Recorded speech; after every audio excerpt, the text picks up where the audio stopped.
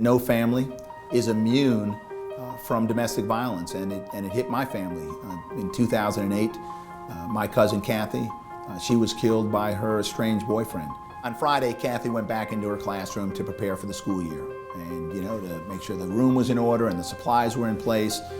That Saturday, that weekend, her estranged boyfriend, he showed up at her house, and when she came home, and she wasn't expecting him, and then in front of 2 Montgomery County police officers, he shot her, and then they killed him.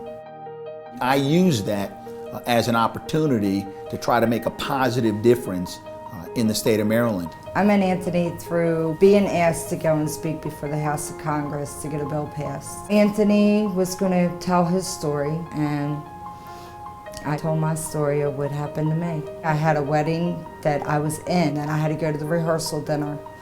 And when I got home, the argument started, "Why didn't you wake me up and take me?" And that's all it took to escalate to him firing off 2 shots of a .30-30 rifle. And by the grace of God, a friend of mine, Connie, come running into the bedroom and turned me in the nick of time for the bullet that was meant to go through my heart. And I just said, he didn't kill me, and I'm not a victim. And if I become one, he wins, and there's no way he's gonna win. The main thing that impressed me with Anthony out of everything was that I was never treated like a victim from him. We just became a team to fight for what was right. In Maryland, a woman could go to court and say to the judge, "I need a protective order, I'm being threatened, he's threatening me with a gun," and the judge could issue a protective order but do nothing about the threatening gun or weapon. That's not the case in Maryland now. Judges can order that domestic abuser to surrender that firearm. I like to call it Kathy's Law.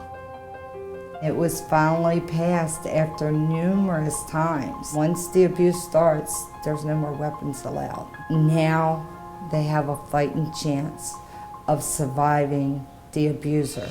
Passing Kathy's Law was a step forward, but we can't rest until we put an end to domestic violence. That's why I went to Washington to stand with President Obama and ensure that the Violence Against Women Act was reauthorized. And why I won't stop until we can say domestic violence no longer exists in Maryland.